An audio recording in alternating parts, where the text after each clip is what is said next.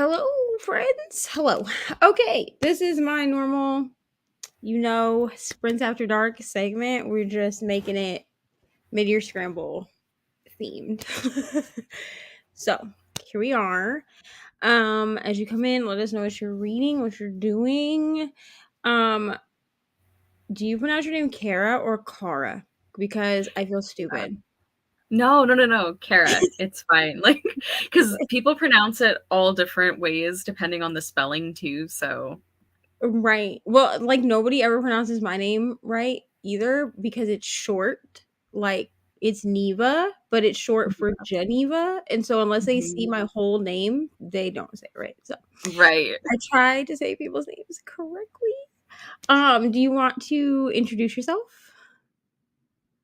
Hello, everyone. My name is Kara. My channel is Wild Book Garden, and I am also one of the co-hosts for the mid-year reading Scramble.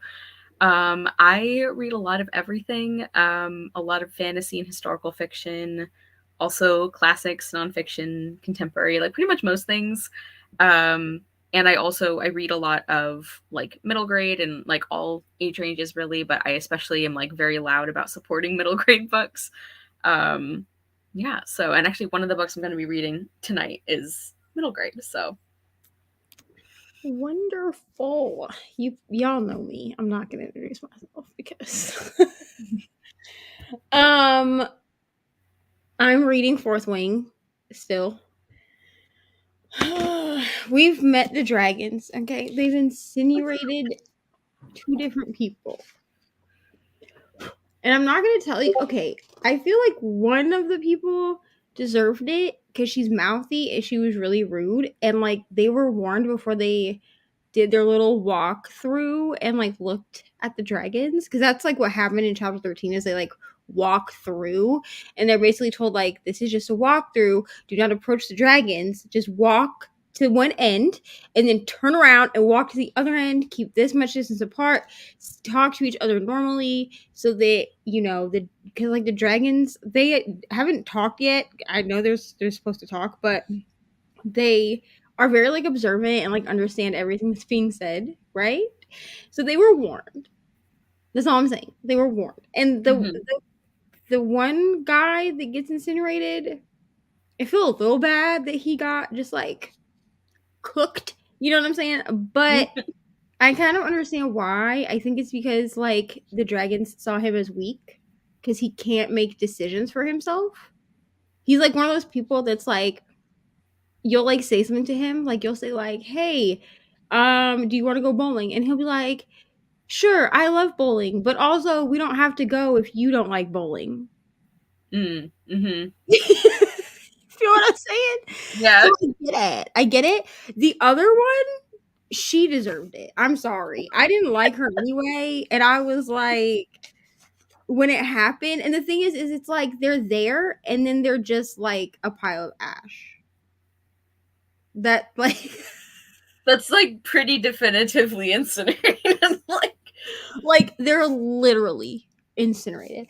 But she deserved it, in my opinion. So I am 30% through this book. I like the dragons. I don't know if it's getting better, but the dragons are cool. That's what are something. you reading? So I am gonna be doing two different buddy reads actually. And both of them are fairy tale related. So I have Gilded by Marissa Meyer, which is a Rumpelstiltskin retelling. I'm a little nervous because I heard from a lot of people that they were disappointed in this one. But I also really enjoyed Heartless by Marissa Meyer, which a lot of people didn't like. So I'm like, maybe I'll still have a good time. And then the other one is the Second Pages & Co. book, which is The Lost Fairy Tales by Anna James. So this one is also obviously about fairy tales. And I really enjoyed the first book. I think I didn't completely love it like other people are, but I feel like I'm going to like this one even more because I love, hey, Margaret, because I love fairy tales and that kind of I don't know, stories that comment on fairy tales I think are fascinating. So. Wonderful. Hi, Margaret. Hi. How are you? I am doing well. I'm a little peeved at YouTube, but The usual. Right. I'm like, it wasn't even listed. Like, I know you could have changed it to unlisted, but I wasn't expecting them to catch up to it until it started processing, which doesn't happen until after the live ends. Yeah. So I'm like, and then they're like, we gave you warnings. I was like, we got playback errors. We did not get warnings. Like, you saw what? Yeah, you got like a bunch of playback errors on your end. Yeah. But they didn't actually give us any warnings on the stream itself. Yeah. Like, the stream itself was going fine, and then it just like kicked us out. So like, but all it was like playback error. Your account is being used somewhere else. I'm like, that's not true. And I just like, you want to warn something, you got to warn something. Right. What are you reading, Margaret? I'm not reading. I don't read anymore. I only edit videos. No, what are you editing?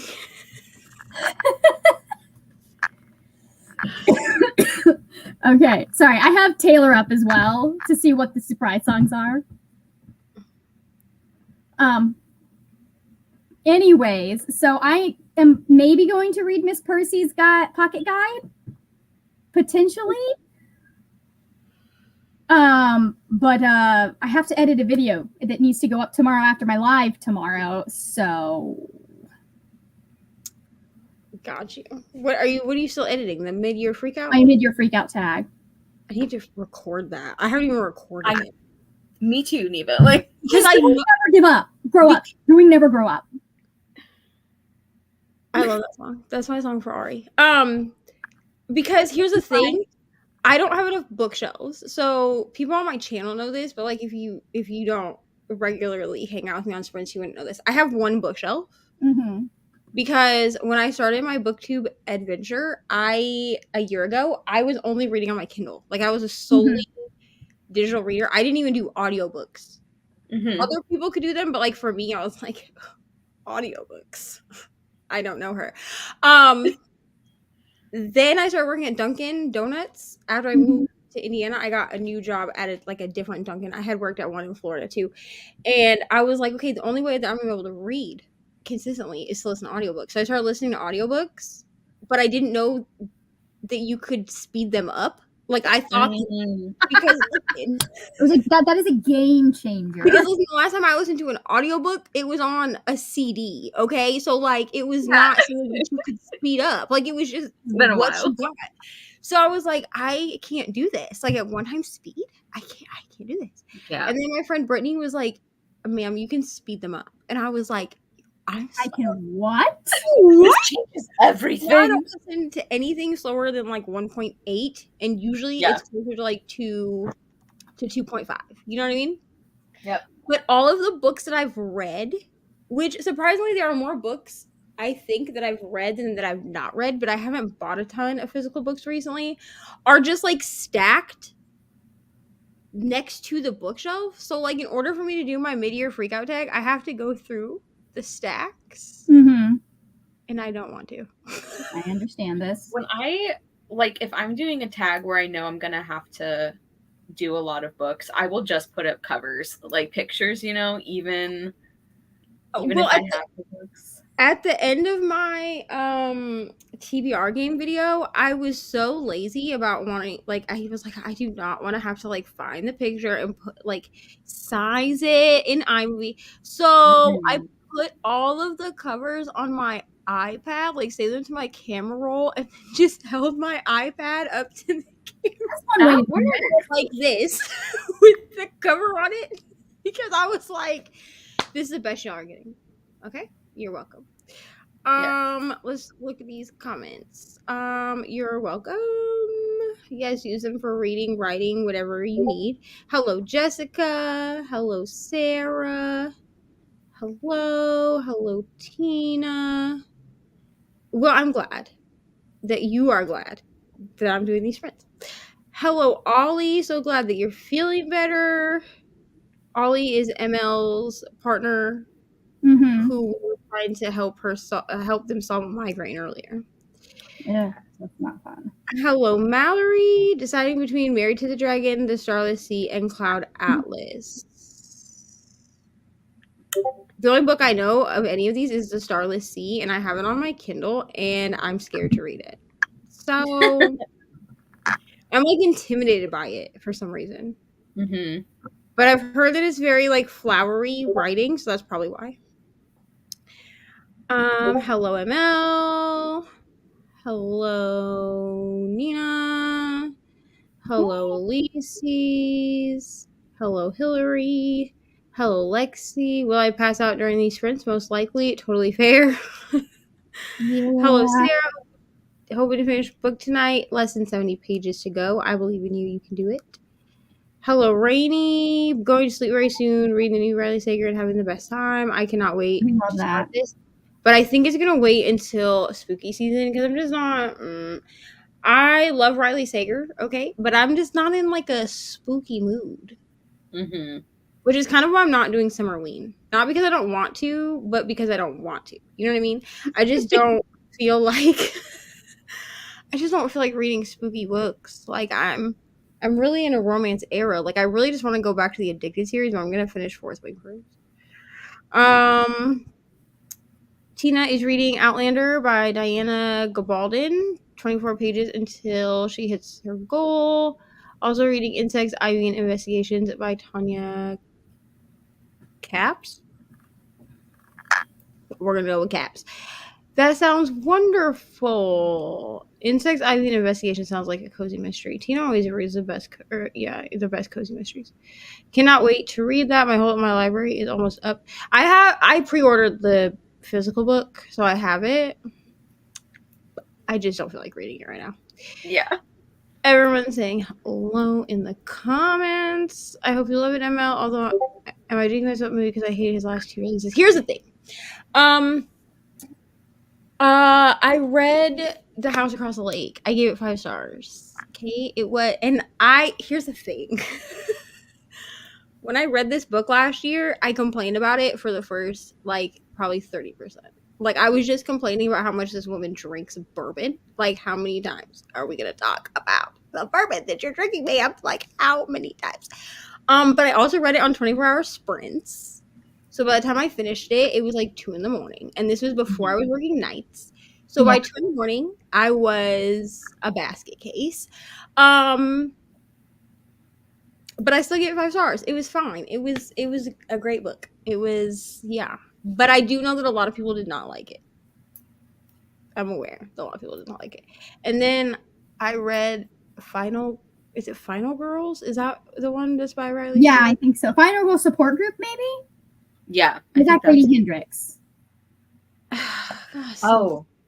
I never remember because I always get the two mixed up, and then they're like, Yeah. I think Final Girls might be Riley Sager.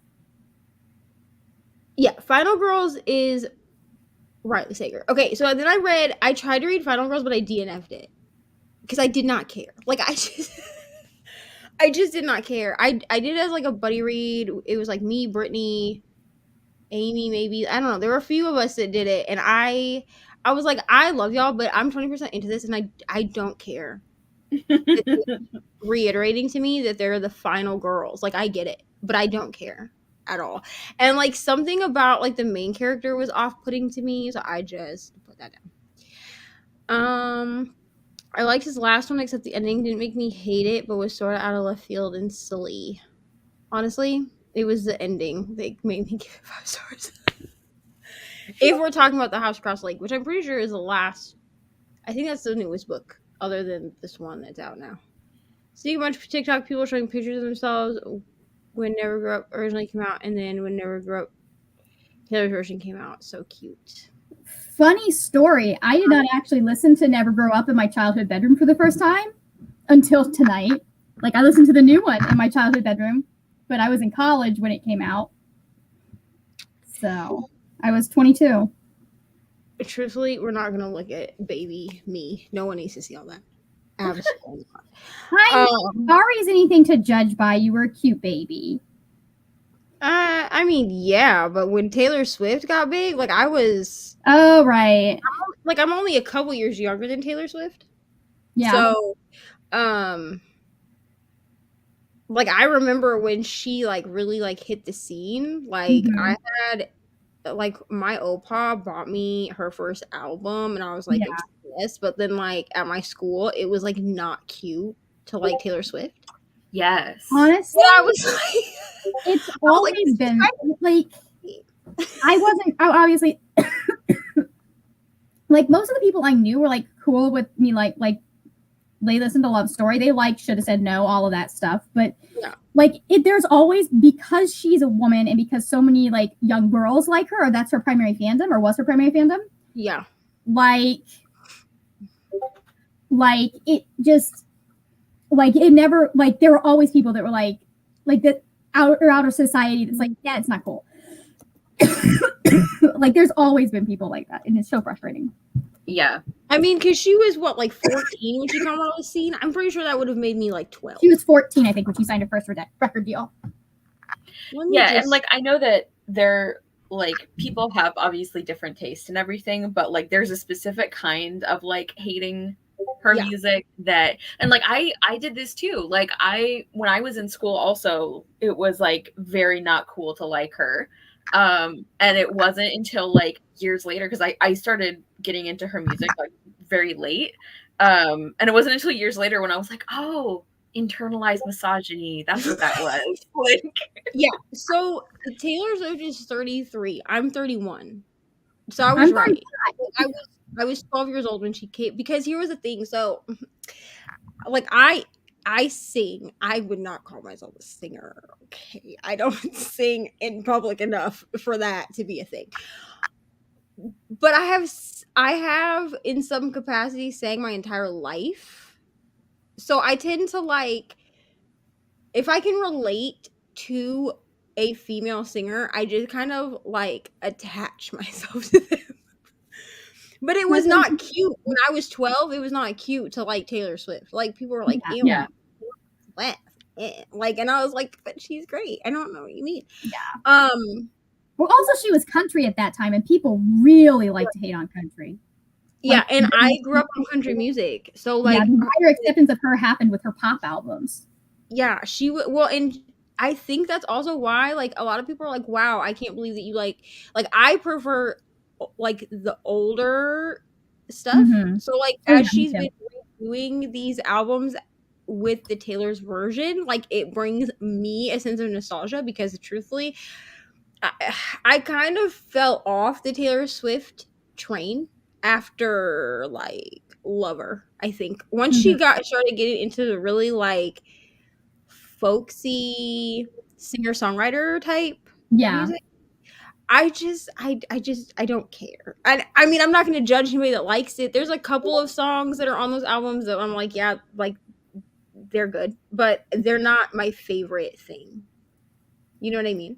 Folklore and Evermore I mean, like I listened to, I'm a diehard Swiftie, so like I listened to them. They were not my favorites when I started listening to them, but like they grow on you. But I was also that way with like when 1989 came out. Yeah, like I liked Red. I didn't like it as much as Speak Now, but when 1989 came out, that one had to grow on me for a bit. Lover, I loved immediately. Reputation, I loved immediately. Was obsessed. Yeah, I liked Reputation. I liked like Reputation is going to be the next one that I will be losing my mind over. Lover, I mean, Lover kind of started to lose me. I was like, I just didn't care at that point. I think, you know what I mean? Mm-hmm. Like, if people are like, "Do you listen to Taylor Swift?" I'm like, "Yeah," and then they're like, "What's your favorite song?" It's all like, it's all old. Okay, it's all like "You Belong with Me" era. That's some good ones though. That's what we bop in this. Love Story is still one of my favorites from her. Like, yeah, Ari's favorite Taylor Swift song is "Shake It Off." That makes sense. She's 6. One day I'm going to film her dancing to it because it's hilarious. I have moves for that one. But like I mean, I love Taylor Swift though. It's just after a certain, like once she came out of like the country / pop eras, I didn't really care anymore. Well, she's gone back to pop with Midnights. That one has more been like an 80s pop feel. Yeah, I want to see her do a rock album. Like I've been listening to Speak Now, and I'm like, I miss like the guitar stuff she used to do with the electric guitar and like Speak Now and Red. I'm just like, can we have this back, Tay? Right. Yeah, for sure. So Reni is only reading the new Riley Sager book for Summerween, not in a spooky mood, but did want to read it. Whoa, what happened? So it's okay. I mean, I'm like as a personality trait, I'm in a spooky mood. I just don't feel like, I don't know, thrillers have been real disappointing to me this year. They've been real disappointing. Like I don't know if I'm just not finding good ones. But I do have to read a horror book this month for my TBR game because that's what Instagram said I have to read. And I had to do like the Instagram scroll, and I opened Instagram and it was Erin Megan, and all she reads is horror, and she was like right there with a book. And I was like, I've never even heard of this book, but my library had it, so we're gonna read it. Insects, Ivy, and Investigations is a cozy number 17 in the Campers and Criminal series. Amazing and set in my state. Wonderful. Y'all crafting is reminding me I need to work on my sister's birthday presents. Yes, do it. We love crafting. I mean, am I currently crafting? No, my genre blanket is sitting over there, and it only has 4 rows. So, Do you knit or crochet or both? so I know how to knit, but I don't like using round needles. So I told myself that I was going to learn how to crochet so that I could crochet my genre blanket, and I keep having to rip out rows. And so I will work on it for like a week, and then when I have to start ripping out like 12 rows at a time, I give up again. It's so disheartening. That's where we're at. Originally, I was taught how to knit, though. My mom taught me how to knit when I was younger, but I detest round needles. I don't like them. And I think it's the circular needles. I think it's because I haven't figured out how to like hold them in a way that if there's not like a ton of rows on it, it will kind of flatten itself out. But like until you get a decent amount of rows on circular needles, the circular part of it that's like wire like tries to tangle on itself, and then it pisses me off. Yeah. Hello. My sister's a big fan of her when she was growing up, and I started listening to her because of my sister. That makes sense. Folklore and Evermore were just all right to Reni. Love them so much more now, but Speak Now was like the vibes. I love the new songs, especially with Fall Out Boy and Haley Williams. Mm-hmm. There's new stuff isn't my favorite. If I'm gonna listen to her, I'm gonna pick the old stuff first. Yeah, that's what. My thing is I was never into her for the style of music. I was into her for the lyrics and the storytelling, and those have translated through each of the eras. So, like that was kind of my thing. I listened to her here. There was obsessed with certain songs around the time Red was released. I'll start identifying as a Swiftie. You Belong With Me is my favorite Taylor. I've always low key identified as a Swiftie, but like not in an overt way, just because like so many Swifties are just like awful on the internet. Right. I don't need to be associated with you. It's just, like the fandom culture in general. Like my thing is like because I was so ingrained into like the country music scene. Is that a thing? I don't know. But because like I knew so much about country music, when she started doing the Taylor versions of the albums, and then she had like different songs that were released by other people but were written by her, and then people were like, I didn't know that she wrote Better Man. I was like, clearly you're an idiot. Wait, someone else did Better Man? Like Little Big Town, they are the ones that released Better Man originally, and then the song I think it's called Babe, I knew. Babe, yeah, that one. Sugarland, I knew because she's in that music video, and I recognized her voice. And then the song, there was I don't think she released it as like as a Taylor's version, but there's another one that Sugarland did. It was like an upbeat one that was like, can't remember what it's called. Like, I could sing it, I guess. It was like, I'll be there in the back of your mind from the day we met to you making me cry, and it's just too bad. The best days of your life. That's what it's So I listened to country for a very short amount of time when I was like, before I think I got into streaming, like when I was driving to and from, like my radio would be country because I was listening for more Taylor Swift. Or I do believe that Best Days of Your Life Was that maybe that was Kelly Pickler that did that song? Now I gotta look. Yes, I believe it was. I think you're right. I do believe that the best days of your life was written for Kelly Pickler. Mm-hmm. Like it wasn't a song. Yeah, it was Kelly Pickler. It wasn't a song that like Taylor Swift wrote for herself. I think she actually did write it for Kelly Pickler, but Taylor does background vocals on that song. Oh, interesting. Well, you know when they came out with like what was it, the Rihanna song where they're like, oh wait, I think they actually left some of Taylor's vocals in. Like you can like there are a couple places where I think that's Taylor. Yeah. I've always been like, that sounds so much like Taylor, and knowing and I was like, when that came out, I was like, it's I don't know. If I ever became famous, I would want Taylor Swift to write me a song to perform. To be honest. See, like I feel like some of the vault tracks on some of the, I think that they should have like I understand why a lot of them were like Timeless is basically mine. I like Timeless better. Yeah. Castles Crumbling is like the zero version of New Romantics. Yes. That one is so sad. Just It's so like sad. I love it, but it's sad. Crocheting dish scrubbies. That's wonderful. Yeah, Tina. I love circular needles. Straight needles aren't ergonomic. Gotta be kind of that. I mean, that is true. You gotta get no kink needles. Yeah, probably. But I mean, who knows what kind of needles my mother had? You know what I'm saying? Like, Hello everyone. I'm trying to finish Keep Her Safe by QB Taylor. It feels like the book will never end. Long chapters are killing me. I think I might start Inmate by Frida McFadden. Yeah, that's what's killing me about Fourth Ring, bro. These 20-minute chapters make me want to jump out a window. And here's the thing is like people will be like, but you're reading Throne of Glass. Yes, there are long chapters in Throne of Glass, but like I'm enjoying that. So it's fine.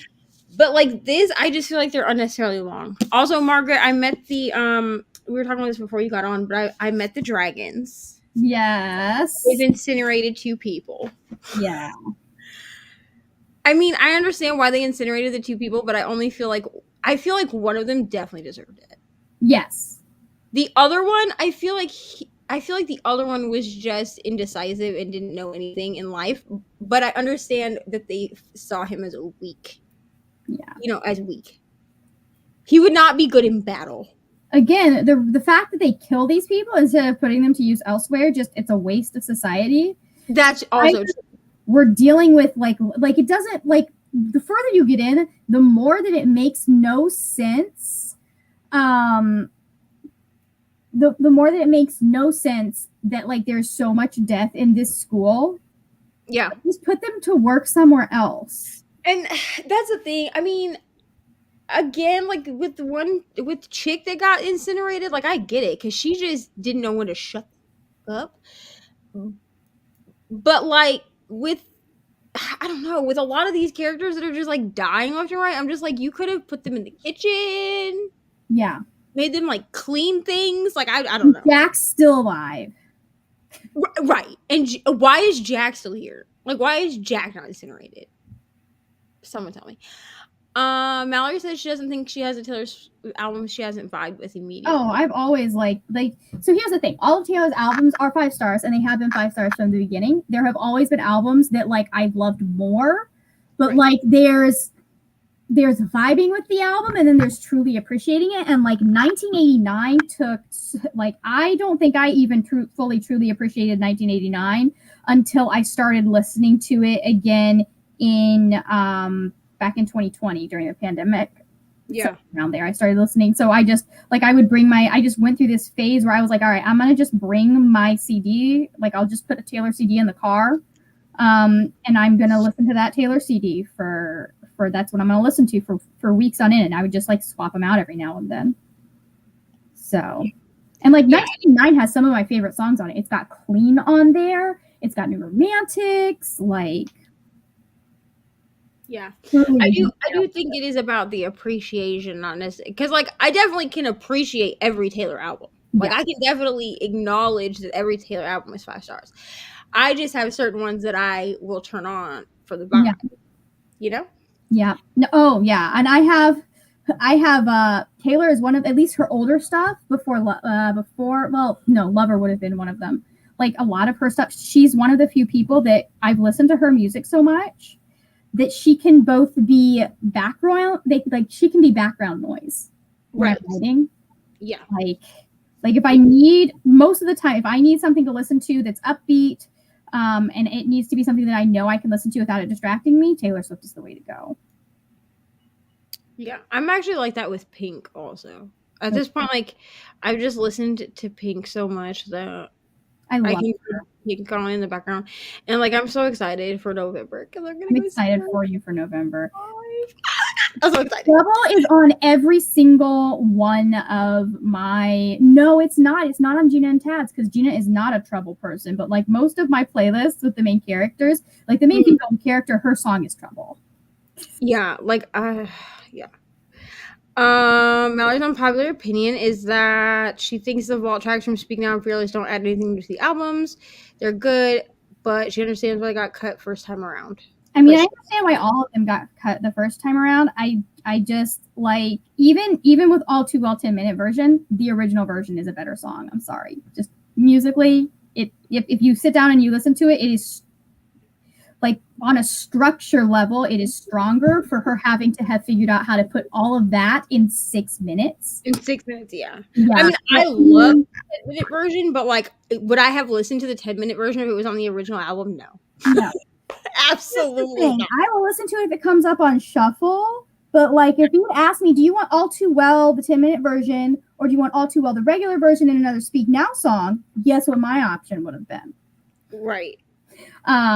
I don't know. I feel like they do. I think that they definitely like they fulfill the purpose of the vault song, and the vault song's purpose is entirely just to be something extra for us, because we are repurchasing the album. Like it's not meant to like it's meant to be okay. Here's some of the cool other behind the scenes stuff that I was like other stuff that I was working on. Right. Now that said, Need should have been on Lover. Yeah. I agree with that. Like, I understand why All of the Girls You've Loved Before was a vault track. Need should have been on Lover.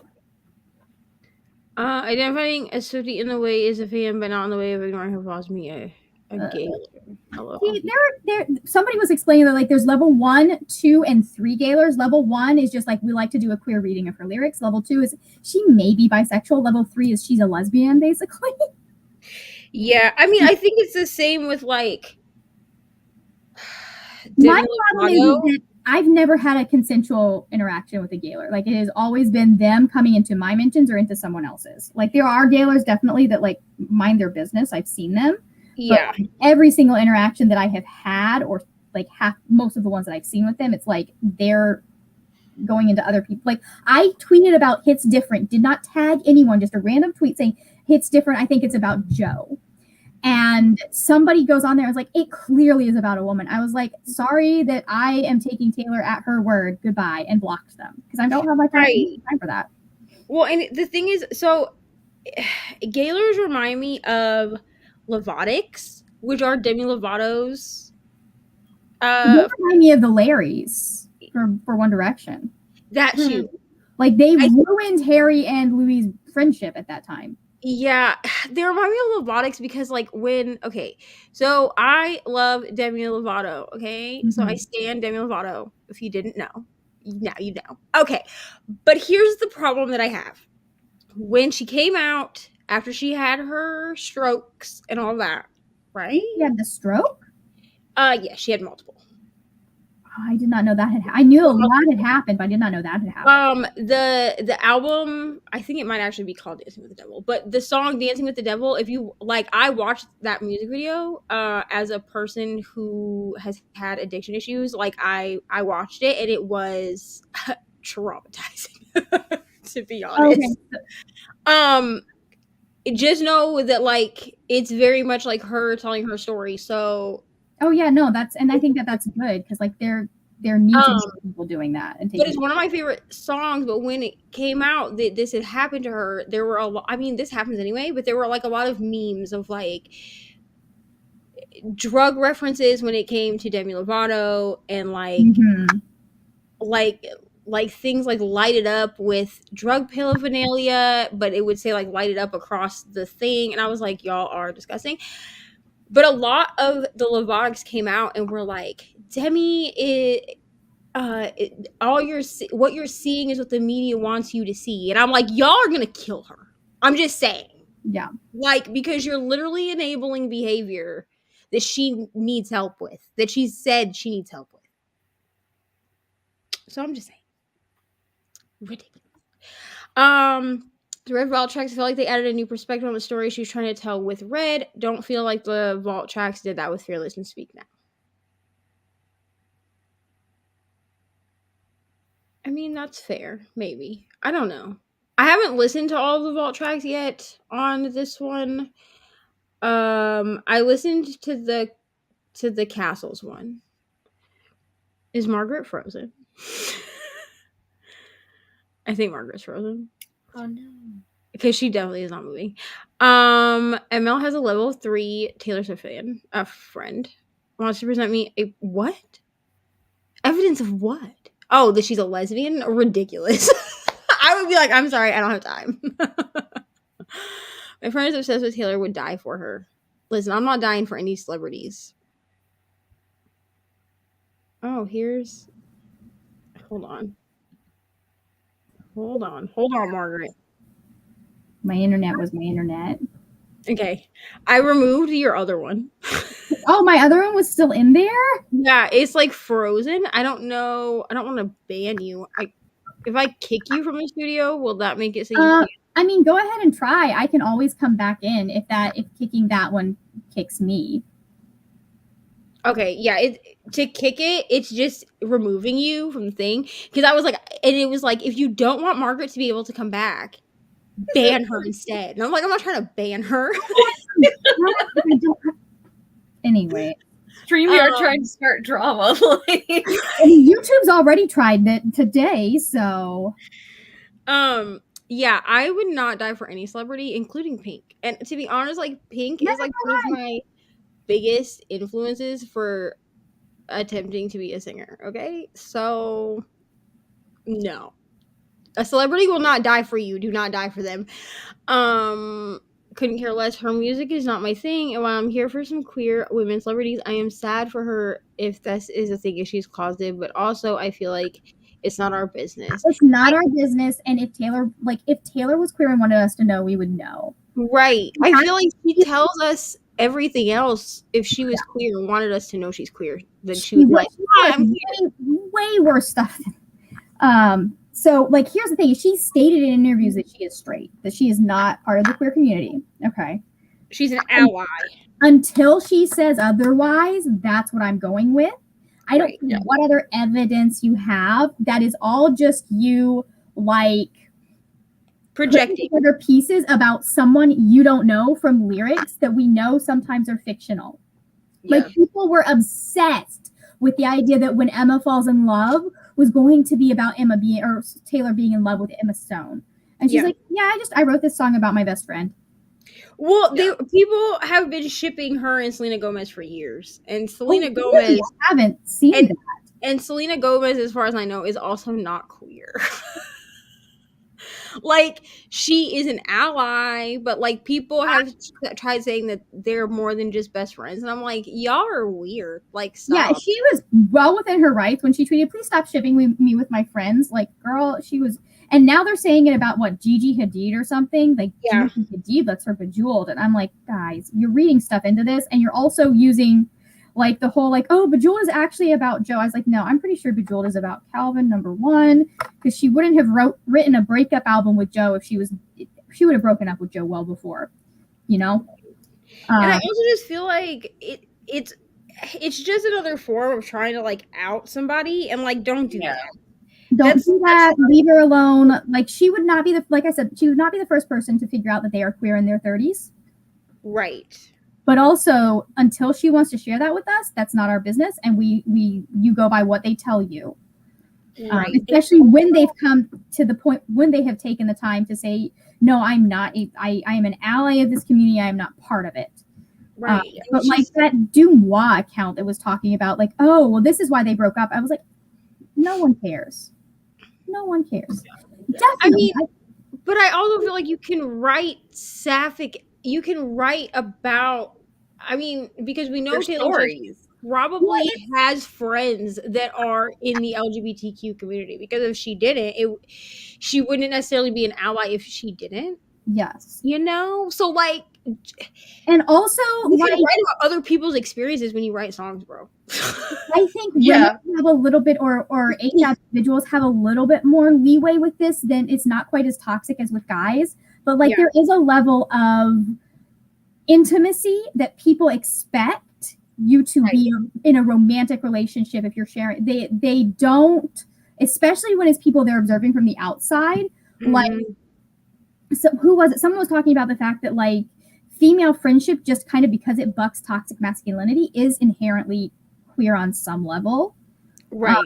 They obviously like being friends with women, but like it's just it is subversive on some level because we allow ourselves a level of intimacy that is, we are told, should be reserved only for our romantic partners, but we do go and lean on each other. And so there are like we don't know what true intimate friendships look like as much. And like it's one thing to say, oh well, it's like it's one of those things like you don't really want to say that about fictional people, like, oh, they probably are just good friends. But like when you're talking about real people and there's no other evidence, maybe we just let them be who they said they were. Yeah. Well, and this is why it's like I find it like kind of creepy, like the just like shipping celebrities in general. Like it makes me uncomfortable when it's like you are interacting with an actual person as if they're a character. Yeah. And it's like, right. I don't know. And like I get it's like we've all, I think a lot of people, myself included, it's like you watch like a movie or a show and you're like, oh my gosh, I wish they would date in real life, you know, that would be so cute. Yeah. Or it's like you see like an interview and you're like, I would totally believe it if like we found out that they were together. Like, so sometimes you do. I think are normal. What's that? I said, and sometimes you do. Sometimes they randomly get married in Hawaii. Yeah. And that's the closest you're going to get to those characters being together. Keep going, Kara. I'm sorry. Oh, I was just saying like that kind of thing I think is like natural, but it's like when people are like creating fandoms around like a person instead of like their work, that feels weird to me. And I feel like that's where you end up getting into this like arguing about somebody's sexuality when they have like told people over and over like, no, I'm not, you know, I like. Well, granted, like she's saying, only Margaret, said it like, once. if like, she says something different, then we'll believe her. But we've only had one time that she's actively addressed it or actually addressed it. So like, it's not like she's continually telling people. But that also is like she's very private and she doesn't tell people her business. But I also feel like if she's addressed it one time, so just leave it alone. Yeah, just leave it alone. Number two, like she is not in a position where there's any like knowing Taylor, knowing where she stands on a lot of issues. Like if she was queer, she would have come out already, in my opinion. Or if she knew she was queer, she would have come out by this point because she knows that it's not going to affect her fan base. It is such a large LGBT fan base. She doesn't care about the Trump voters. Like she lives in New York, which is one of the safer places to be when you are not straight. Like she's got more money than God. So she just got like so much, like she has so many levels of protection. And I think she knows that. Right. And so as open as she has, like the stuff that she has been open about, I just like, she would tell us when she, and if that's something she realizes, she'll tell us when she's ready. No. I feel like I've heard of this before, but I don't remember what it is. When Harry Styles and Taylor Swift were dating, they got in a car accident, they killed someone, and got covered up. It's a conspiracy theory. Oh my God. That's because people listen to it Into the Woods too deeply. Clearly. It was a snowmobile accident, guys. Anyways. And if it is true, Harry was probably the one driving. Right. Anyways, it's one of those things that I like I will ship to real people if they are together and I think they're cute, but the minute they're not together, I stop shipping them. Right. Like it's a nice thought. You know what I mean? Yeah.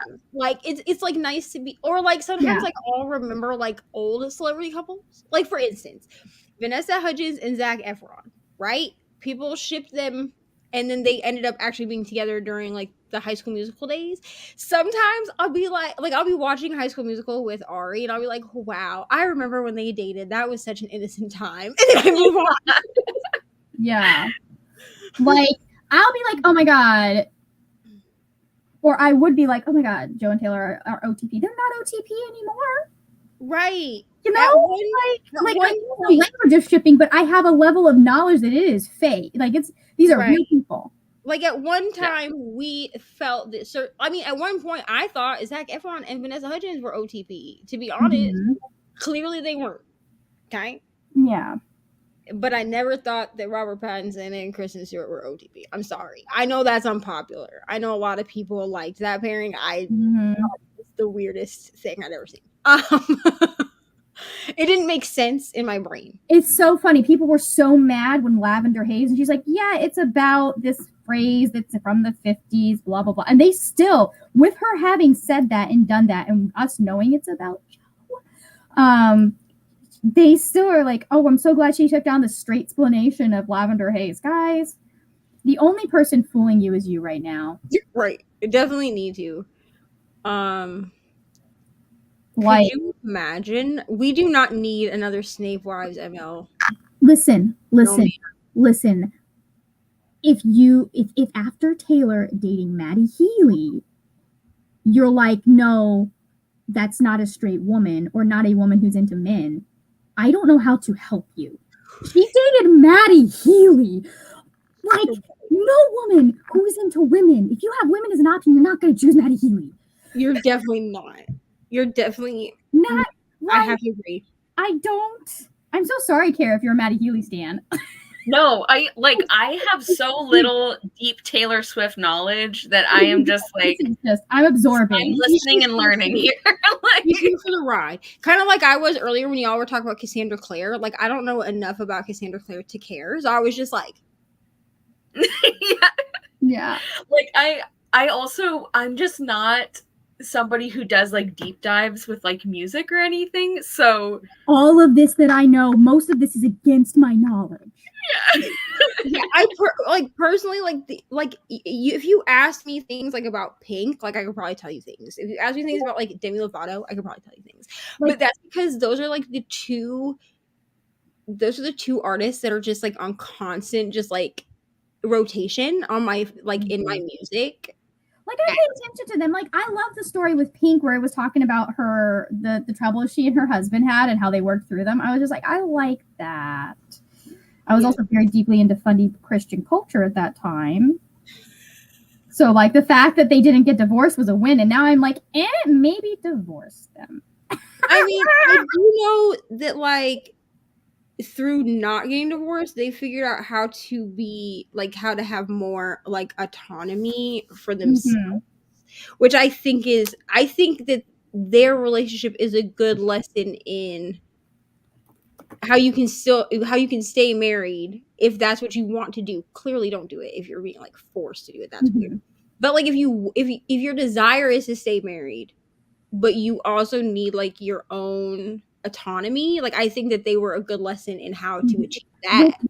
I think anyone, even if you are married, you need your own autonomy. Like that's just like that's something even my mother, who is the way that she is, like the reason I got a college degree instead of just staying and getting married and having babies, which I would have regretted at this point in my life because of who I would have married. Like she was the one that was like, you need to get a college degree because you need to be able to take care of yourself. Even if all you want to do, and I'm 6 when she's giving me this talk, even if all you want to do is get married and have babies. Baby Margaret wanted 10 children. Pray for baby Margaret. There's a universe somewhere where Margaret has 10 children, and I feel so sorry for her. But she's like, even if that's all you want, you need to have a college degree because if something happens to your husband, you're gonna have a way to take care of those babies. And I was like, oh, okay. Mm-hmm. Now I'm like, college degree is not all that, but like it was when I was a kid. You know what I mean? Like now everyone expects you to have a college degree. Yes, listen 5. This is an entry-level position. Why do I need a college degree when I'm answering phones? Like, I I mean, don't I need think a college degree for what to I be do. honest, I'm contemplating it now, but I don't know because I was gonna go to college to be a teacher, and then I couldn't because of life, and then Mhm. the thing that made it so that I couldn't, like, I wasn't eligible to be a teacher has been taken care of. But now with the way that the teaching world is going, I don't know. And if you're Yeah. gonna be a teacher, apparently the place to be a teacher is Alaska. They pay them so much because it's hard Guess to I'm get people moving out to there. Alaska. Yeah, you ML and Ollie are very gay. Okay, they're both very gay, and they think Matt Healy is hot. I don't. I just had to Google who he was, so like. Mm-mm.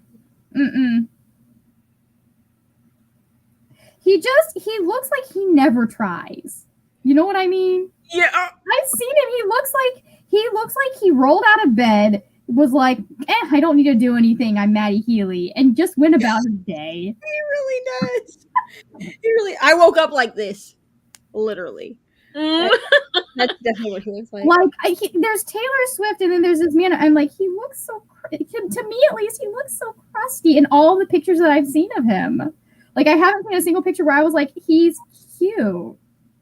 I personally, me either. Maybe we're just Margaret. Maybe we're just not gay enough. It might be the fact that I'm Demi. I'm very hard to. I am also Demi, and I find that I don't find like honestly, like my two like male celebrity crushes are both old enough to be my father. So I have to be so I have to be so invested in.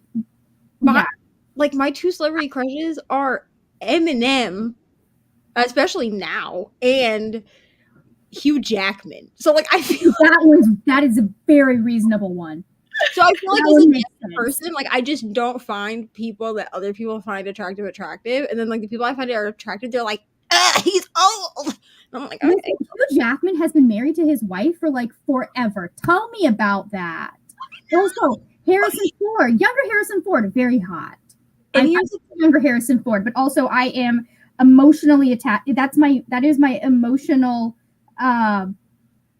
support star fantasy thing. my thing with with Hugh Jackman is like his wife seems like a lovely person. Absolutely gorgeous. Like I just want to meet both of them. I wanna So meet- I can be like, Hugh Jackman, I've had a crush on you since I was 12 years old. Also, ma'am, Mrs. Jackman, you seem great. So have you a got me. wonderful life. Yeah. Mallory's male celebrity crushes are drag queens, which I feel like that's solid. All right. I get so few crushes in general. Like, I have to be emotionally attached to you before I start crushing on you, and it's really annoying because I'm like I'll be like, oh yeah, you're fine, and then something will happen, put everything in. I'll be like, shit, you're hot. That's me too. And half the time people are like, what do you see in this person? I was like, he makes me laugh. He's great. Exactly. He's got a great sense of And they're like, they're not even attractive. And I'm like, they're not. I showed my brother videos of my booktube crush back when he was my booktube crush, and my brother was like, that guy, Margaret. I'm like, Guy.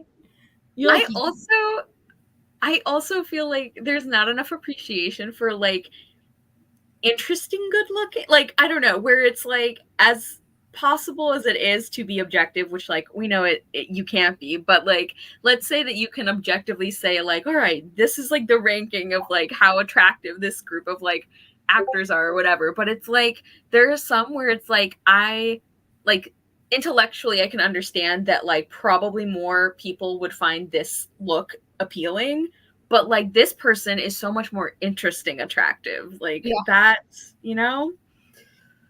I agree, to be honest. Do we want to read? Let's read. probably. Oh my god. All right, we'll do 45. Is 45 good? Are y'all okay? So we'll do Let's 45. do it.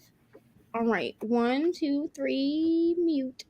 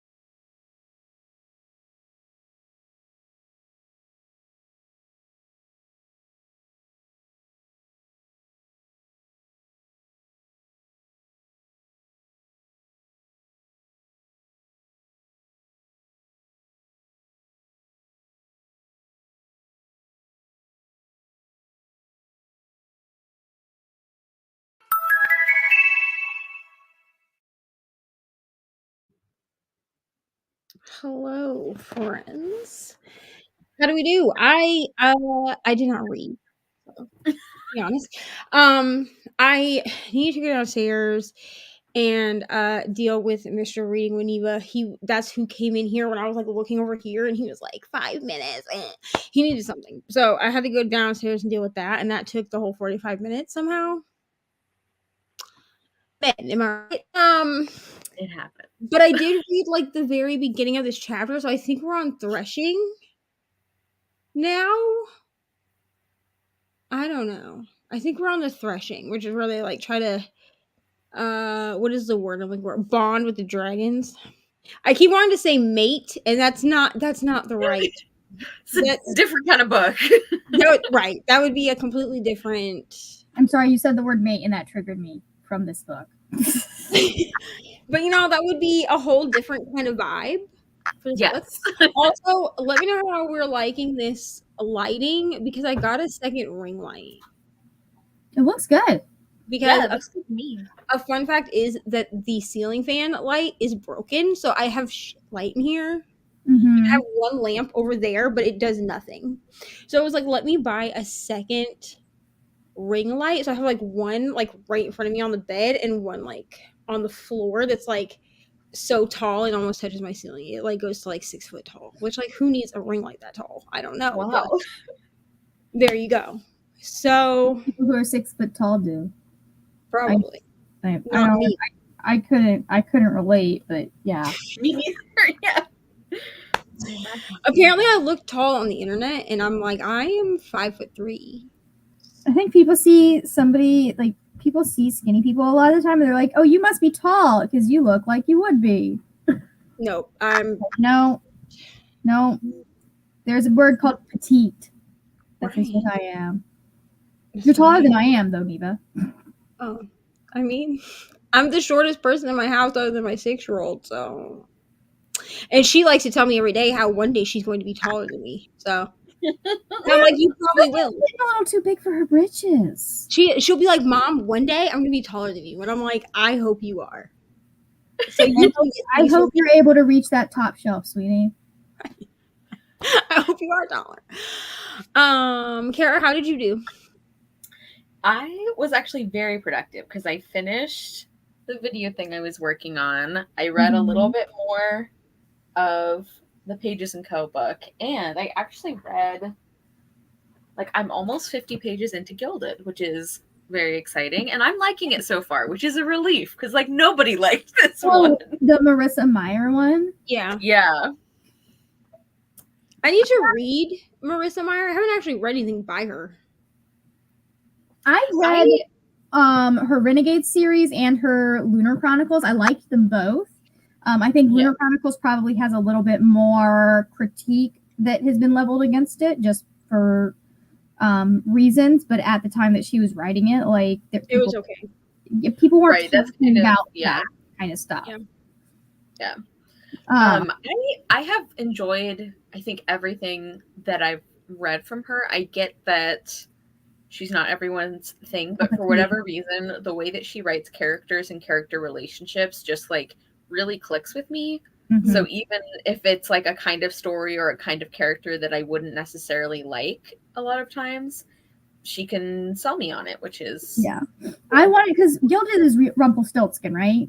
Yeah, I was waiting for more. I forgot about it, but I was waiting for more reviews from Jewish reviewers to come out, because I know that Rumpelstiltskin is one of the ones that can get iffy when it comes to the kind of like, is it internalized anti-Semitism? Like the societal just kind of miasma of anti-Semitism that floats over fantasy, you know? Yeah.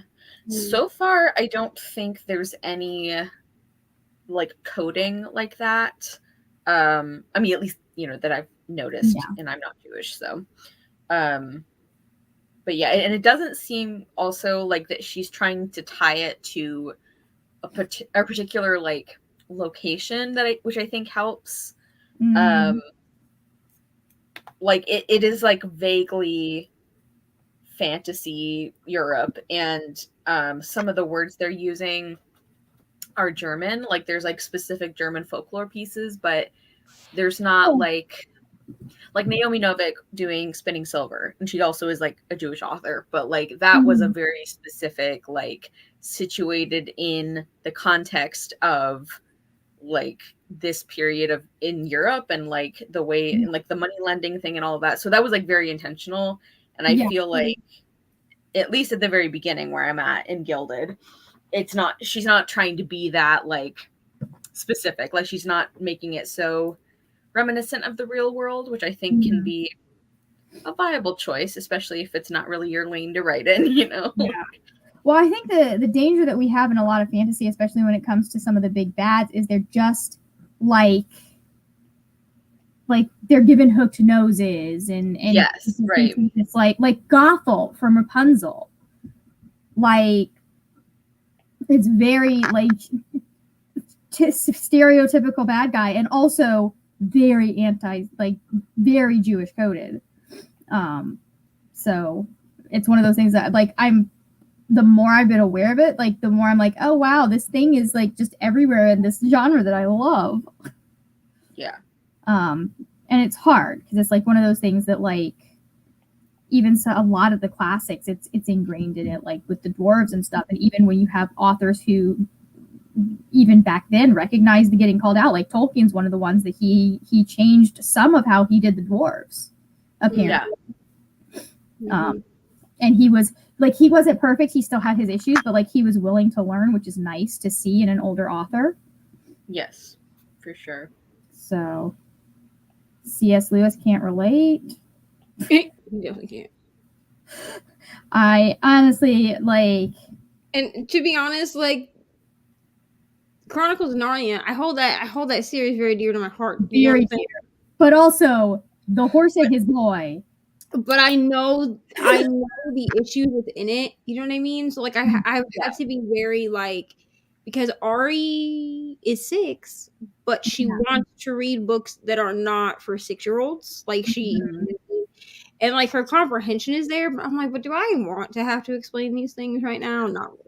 Right, well, I don't think my mom ever went past reading The Lion, the Witch, and the Wardrobe with us. Like, we knew that there were the books in the series and things like that, but like we didn't read those until we were older and read them ourselves. And well, that's the only one that she has wanted to read because Mariah has she has like a picture book version of it where it's kind of like what they did with the Harry Potter books where they like made them unabridged but illustrated. It's like that. And so she and I have read The Lion, the Witch, and the Wardrobe, but that's the only one that we've read because it's the only one that we have that has pictures in it. And Ari still wants pictures, but she wants adult book, like big people books. Yeah. So like trying to read like Amari to her, I had to pull up like fan art when we read Amari so that she has something to look at. Yeah. I found my extra stitch. Yes. Or my missing stitch. How did you do, Margaret? Well, we edited some more of the TBR. We got all the way through the book goals and have moved on to the channel goals, not the TBR, the freak out video, to the channel goals. So we're still in like the first 3 or 4 minutes of the video, but we've cut out 4. And I think I'm going to go to bed. I have to be up at 9:30 in the morning to do some sprints. To do more sprints. I got to do some sprints. But to be honest with you, if I'm awake, I'll probably pop in for a little bit, and then because that's about the time Ari wakes me up to eat. Ah, those darn kids. And then I can't get up, feed her, and then go right back to sleep. Like my body doesn't work that way. Nope. So if I'm just like sitting here, I'll be like, "Hi, Margaret." But if I look like this, just ignore it. If I look like I'm about to fall asleep, it's fine. Yeah. Let's see. I know Jean left us to go to bed, but she said she'd leave me on living room TV, which I appreciate the dedication. Hopefully Mr. Reni doesn't decide to join the comments like he did last week. Last week he would I used his phone because I went downstairs and I left my phone upstairs, so I used his phone to just make sure that like I was keeping track of how much time was left in the sprint. And then my computer died when I was downstairs, so I had to like run up here and like plug it back in because it was just like a blank screen. It was like just my background, you know what I mean, on StreamYard.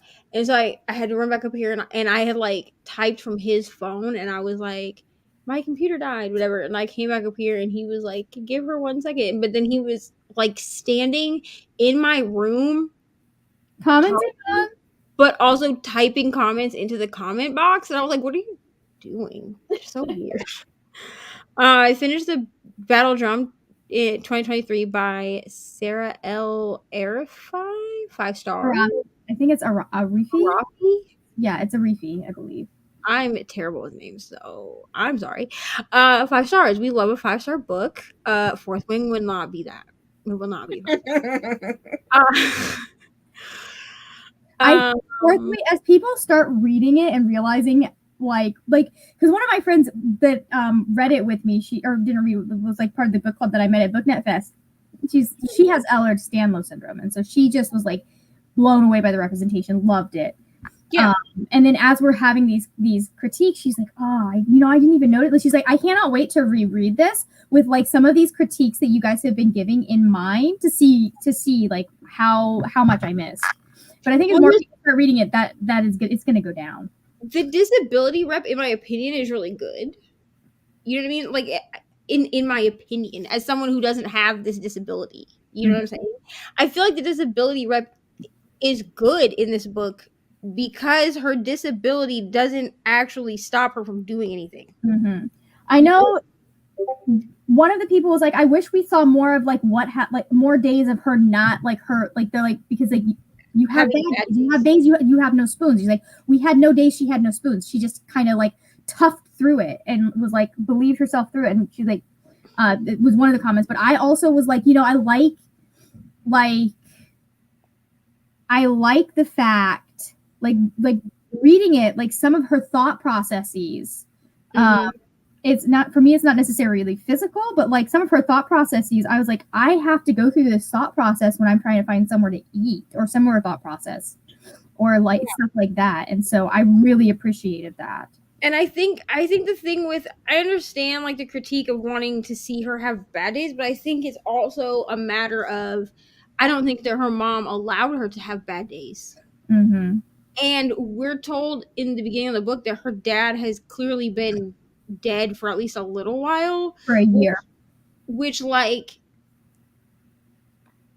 I feel like even when he was alive, even though he was like hiding her out in the library or whatever, she probably didn't have a lot of days where she could have bad days with the mother that she has. Yeah.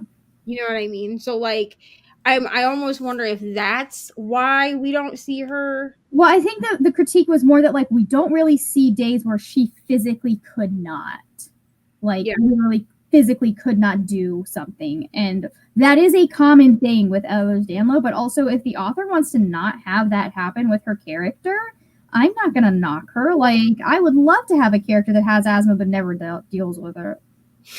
No, or has depression but is like, I'm positive every day, it's fine. Yeah, like you're allowed to write your own fantasy of what you want your life to be to some extent, and it's not meant to be perfect representation.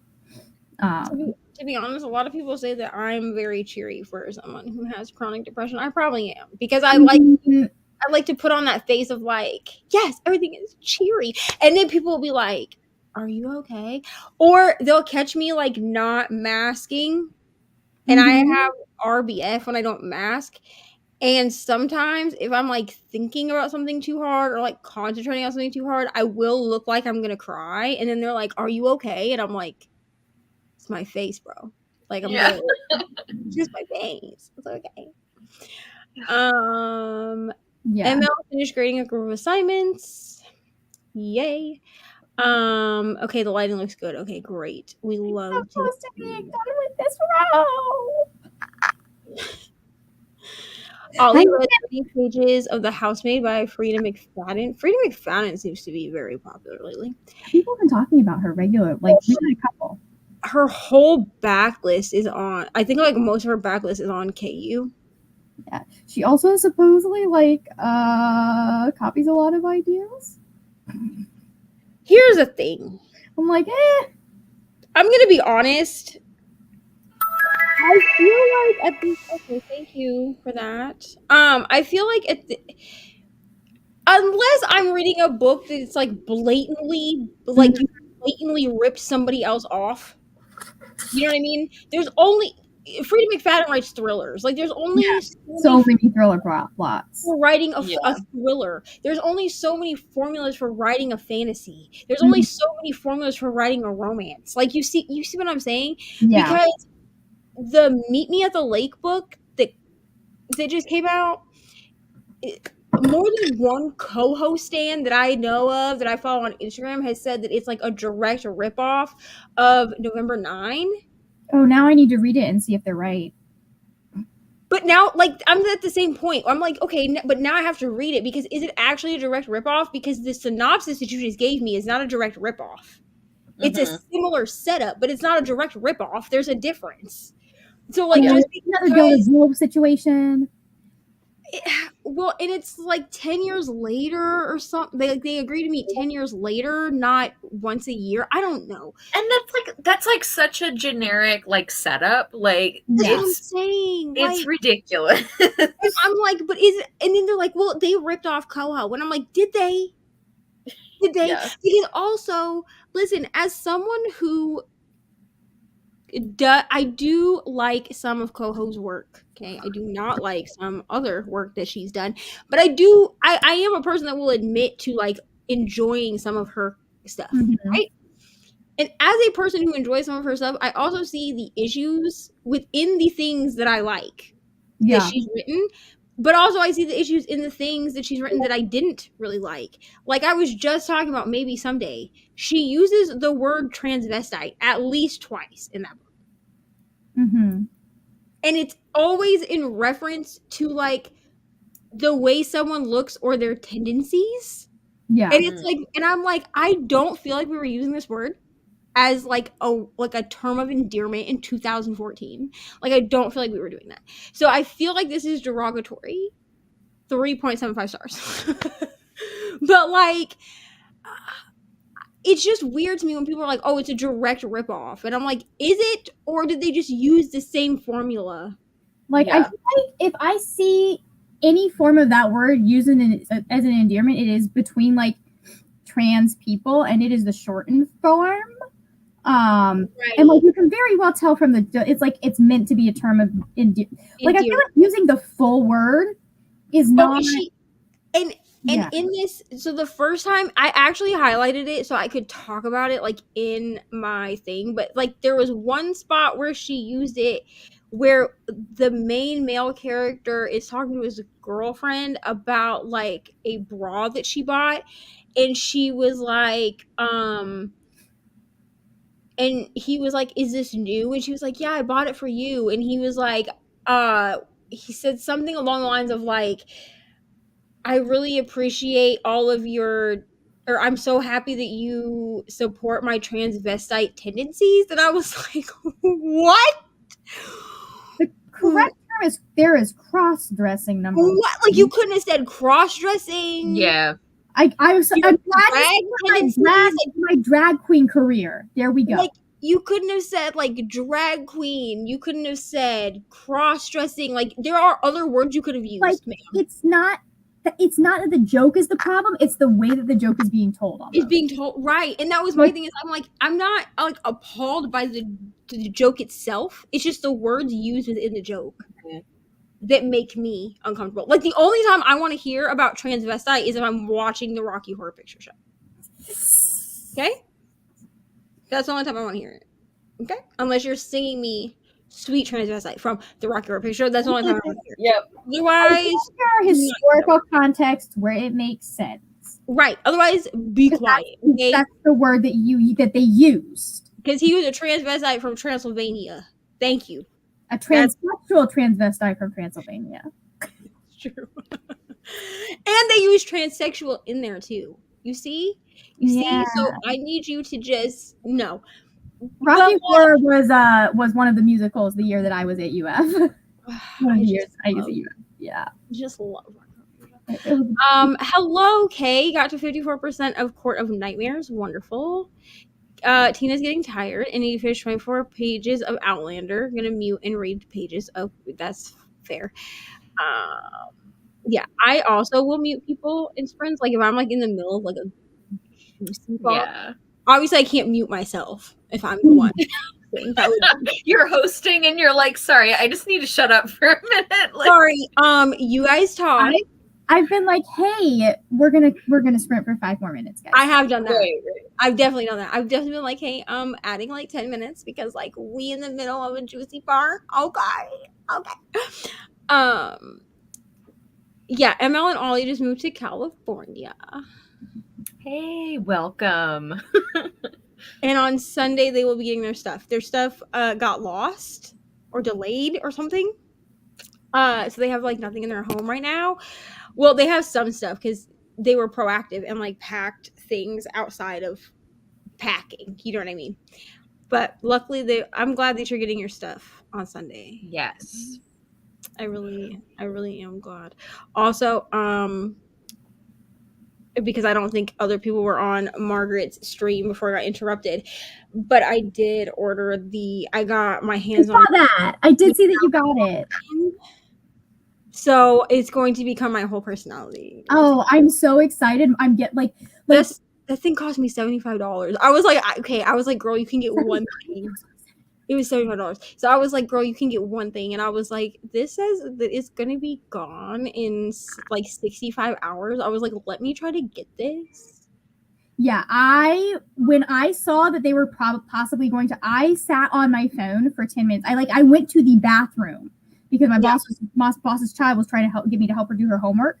I went to the bathroom and I sat on the phone until 1:58, and I just boom, got it. Because it's funny because this is the first time that we've had a cardigan that I was like, oh, I like the shape of that one, because they've all been the original folklore shape, and I'm just like, that's not a shape that looks good on me, guys. Yeah, this one reminds me more of like a grandma cardigan, like that you would buy like at Target. Yeah, I would absolutely wear this. Maybe it's just that it's purple. Maybe it's just that too. I was like, I have to get this, and then I was like, maybe I'll try. And then I like put it in the chat. And I was like, maybe I'll try to get the cardigan. And Margaret was like, get it. So I was like, let me see if I can just like get my hands on this. Yeah. And then it said that my order was confirmed, and I was like, because it was between that or like the purple, the Speak Now, like the cropped hoodie. Mm-hmm. Because the other hoodie that she had for Speak Now, I'm sorry, I would ruin it. Like, it's white. Are y'all gonna make me buy this cardigan as we're talking? Yes, go buy it right now. I am not encouraging you to go spend $75. No. Okay, it's 70. It came to like 75 and change after tax for me. Yeah. I get the white hoodie and then dye it. Maybe if it's still in the shop when I get paid again. Yeah. I mean, the cropped hoodie is cute too. I just am like, if I'm going to get Taylor Swift merch, like there are very few that I've seen that I'm like, I want to have her face on this merch. Because I really do like the fighting dragons with you, but it's a white hoodie. So like I would have to dye it. Like I would have to. I don't necessarily want her name or her face on my, I mean, I do like the Eras Tour hoodie, the black one that says the Eras Tour like down the sleeves. Mm-hmm. And it says, and it has her like on the back of it. That would be fine. Like the one that I got that has the two that I have that have her face on it it's like the Eras Tour, which is the lineup of all her different, like it's the white one with the lineup of all her different eras in color. And then there's a gray one that says Taylor Swift, and it's like cutouts of different pictures of her as the letters. And I was like, okay, that's cool. But like most of the ones that have had her face on it, I'm just like, I really don't like that's a great picture, but I don't want to wear it. I'm just not. So the only other concert merch that I have until November when I go see Pink, because I'm buying concert merch. The only other concert merch that I have is from Maroon 5's tour in 2021. And they came to Tampa, and I went with like my group of like clean friends, so that we would like go not do stupid shit. And I bought a crop top, like a Maroon 5 crop top, and it just says like Maroon 5 and then the name of the concert that it was. It doesn't have their face on it, but then I did buy a Black Bear t-shirt because I'm obsessed with Black Bear, who's a rapper, if you don't know who Black Bear is. And it does have his face on it, but it's because it has it's like the imprint of the album cover. Yeah. Well, like that's the same thing with like I have the Eras t-shirt. And like the fact that for some reason like having all of those faces on there, like I'm like, okay, that's art. That's not just a picture of your favorite celebrity. That's and so I like that shirt. And then like the Speak Now shirt that I was wearing. But like it's very specific designs. I have to act like I have to like the design along with the picture. And there have been some that I'm like, I just really don't like that picture on this design. No, thank you. Yeah, like me personally, because I'm like obsessed with her, I probably will try to get a shirt that has Pink's face on it, just because like they're one of the new ones that she's released for the world tour. Like I think it's the one where it's got her in the jacket. I was like, I kind of want that. Yeah, I don't know. I just love. I mean, yeah, I am very much a person that I'm like that too, where it has to be like specifically something that I like. It has to be specific designs. Yeah, I'm not just going to have a celebrity's face across my boobs. Like I'm just. And like the Fighting Dragons with you, if at any point, because she's a celebrity, she like celebrities. We like to think they're good people. Sometimes it turns out that they're not. Sometimes they are good people, and then power goes to their head.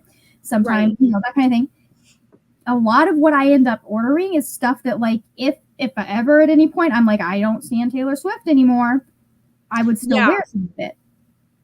Yeah, exactly. And I'm trying to actually decide if I'm going to order stuff for the Pink concert before I go, because I kind of like, because then I can just wear that to the Pink concert, or like do I come up with like a whole outfit? I don't know. Okay, I've never actually dressed to go to a concert before in my life, even though I've been to a couple. Like I just go in like jeans and a t-shirt. Like I'm not you know what I mean? But like I would see what people usually wear to a Pink concert. Yeah, I'm gonna try to like Pinterest it or something, because she does have like I'm not paying that much, but she does have like jackets, but they're like $150 to $200. I'm not doing that. Like this special edition denim jacket on Pink's website is $150. No, because I will spill something on it or burn a hole in it or something. And then I mean, for a denim jacket that does actually, with the way prices go, does kind of make sense. But like also. Yeah, which I'm sure, like, I was going to see if it has, like, pink on the back. Okay, it does say, "What About Us" on the back. Nice. Like, pink letters, and it's, like, I don't know, it's, like, jumbly looking. But, I mean, at least it says something on the back, because I was kind of afraid. It's from, like, her Beautiful Trauma Tour, I think. Mm-hmm. Yeah, her Beautiful Trauma Tour, which that is not the tour I went to. I went to the one before that. I had that song on it that she did with that one guy. That's helpful, isn't it? I can't remember what the album is called. Please hold. Wow. I went to the Truth About Love tour. Mm-hmm. So Just Give Me a Reason. That's the song I was singing. Yes. Oh my God, that song. Because it had that song, like it had, to be honest, like that was the central song for one of our church would do like a,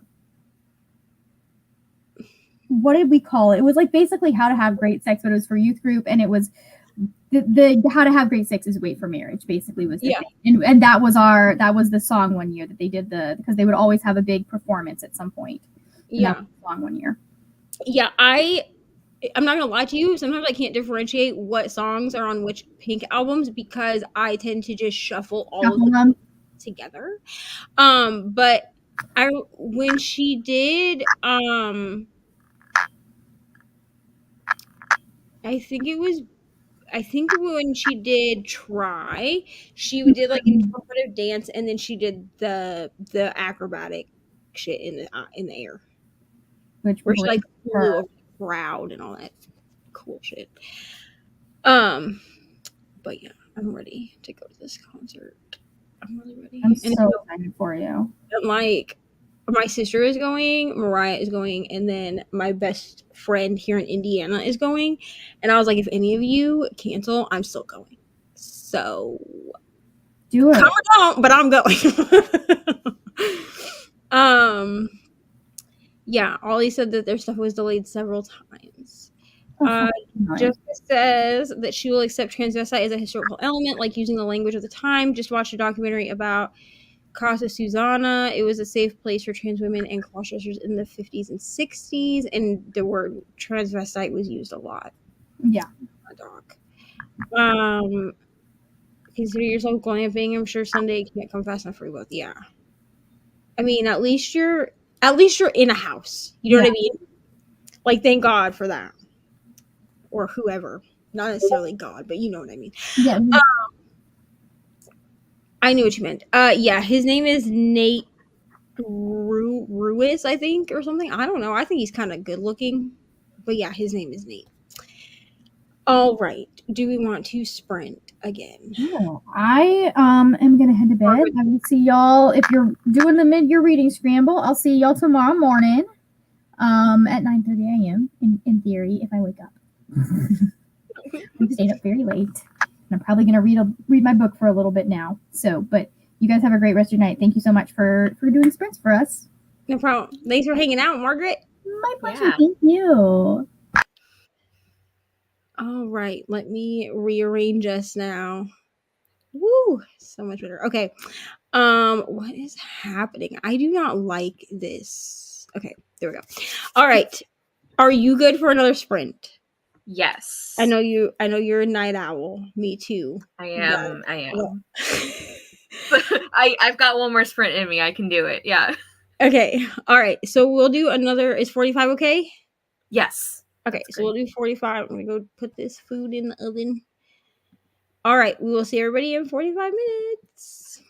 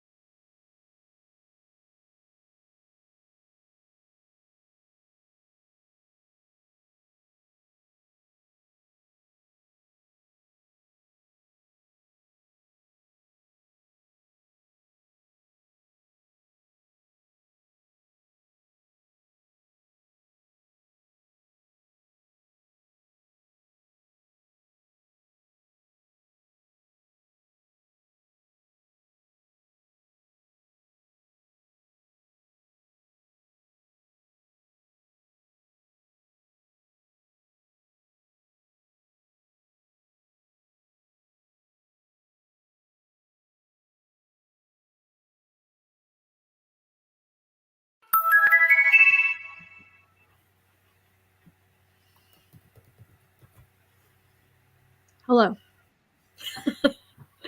Hello. Sorry about that disappearing act. No, that's okay. I was trying to wipe something off my laptop, and I think that the cursor was over the Leave Studio because all of a sudden kicked me out, and I was like, "What the fuck?" It's fine. I'm pretty sure that's happened to me at least once before. And then I was like, I'm gonna come back, and she's gonna be like, "This girl abandoned me on her channel." I didn't. Okay.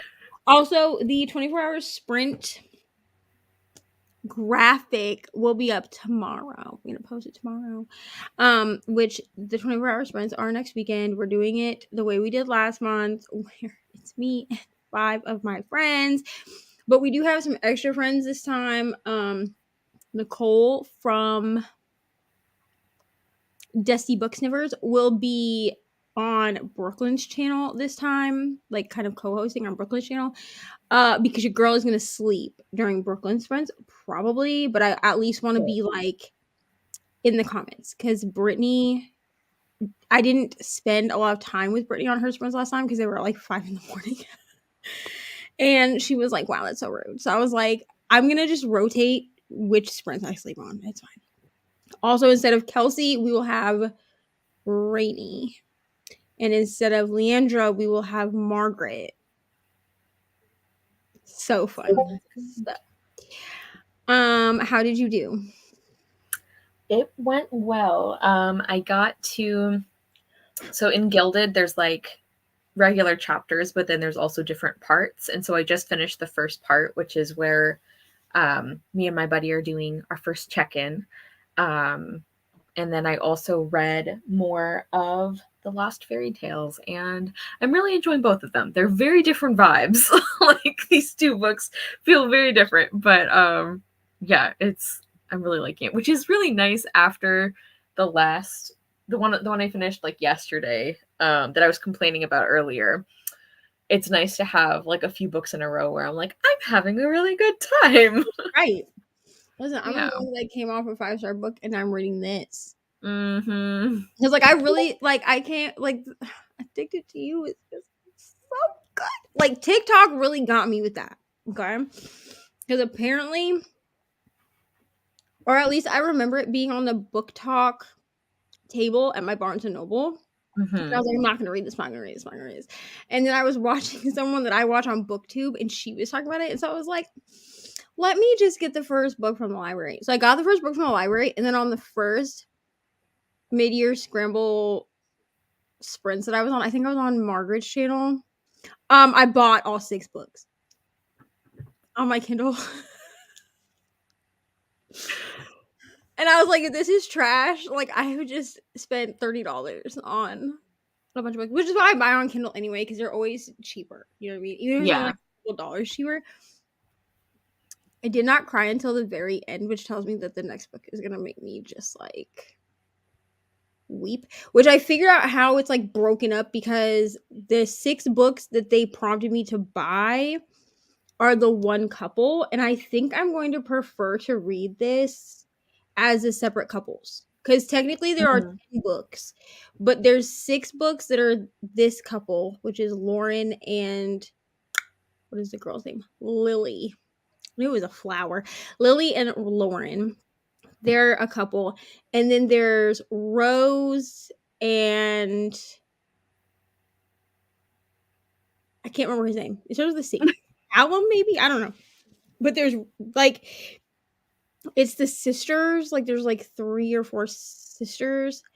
The only couple that I'm not sure I want to read from the point of view is the youngest sister, who ends up in a romantic relationship with Lauren from the first book, the male main character. He just goes by Lo most of the time. But his he finds something out, and then the person that is in the relationship with the youngest sister of Lily, it's that guy. We'll just say he's his friend. It's there's a whole thing. I can spoil it if you want to read it. But their age difference is 7 years, and I'm pretty sure in the first book she's only 15. But in Addicted to You, she's 15, and so I'm like, does he wait until she's 18? Is it like one of those where he's like, I'm waiting for you till you're 18? Or like, does he attempt to date her when she's 15? I don't. That's I'm so thinking uncomfy. from the way that the book is going, I'm thinking that she will be like over age. Like I feel like the first 6 books go over a year of time, like a few years of time. Yeah. But I'm just like sitting here like that makes me like as a 31-year-old woman who definitely dated dudes that I shouldn't have dated in high school, that makes me uncomfortable. Yeah. Well, and the thing that always gets me too, so like obviously the bare minimum is like do not date until somebody is of age. But That's bare minimum. The thing that like gets me about like the situation you're describing too is like it's also weird to me that like they met and he clearly formed some kind of attachment when she was 15, because it's like, okay, well maybe you weren't like acting on it, but the fact that you're like, I'm just gonna wait around until this is technically legal, I'm like, that is also weird. It would be less weird if it was a case of like, yeah, like they all know each other because of Lily and Lo, but like they date different people and then like somehow come back together when she's like in her 20s. Like I could do it. 22 and 29, that's not that bad. You know what I'm saying?